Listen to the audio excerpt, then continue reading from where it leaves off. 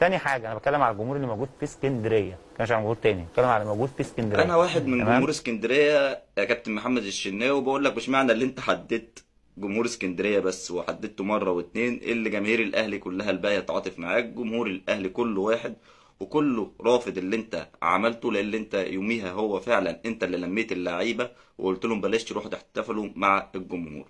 جمهور الاهلي ساعتها ما شتمش محمد عبد المنعم ولا شتم اي لعيب باسمه، جمهور الاهلي شتم الاحتراف، وده دايما اللي جمهور الاهلي بيعمله. حاجة تانية كمان، يا ريت تبعد مشاكلك الشخصية عن جمهور الأهلي. مش معنى إن أنت عندك مشكلة مع مترجم الفريق فحضرتك عشان إحنا نادينا عليه فحضرتك كنت زعلان، وده فعلا ما ينفعش خالص. حاجة أخيرة كمان في الموضوع ده للكابتن محمد الشناوي، جمهور الأهلي يعمل اللي هو عايزه، جمهور الأهلي بيعمل أي حاجة حبا في الأهلي.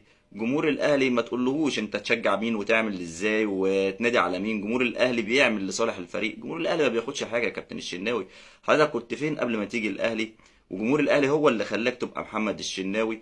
فحضرتك جمهور الأهلي محدش بيقول له يعمل إيه وما يعملش إيه، جمهور الأهلي بيعمل أي حاجة لصالح الفريق، لأنه هو ما بياخدش أي حاجة غير اللي هو عايز يفرح بالفريق وعايز فرقته تبقى أحسن فريق في العالم كله. فيا ريت كابتن محمد الشناوي يراجع نفسه شويه، وكمان يا ريت اللي هو لو طلع في اي برنامج تلفزيوني ما يجيبش سيره جمهور الاهلي خالص، لان هو كده بدأ فعلا اللي هو يخبط جامد مع جمهور النادي الاهلي.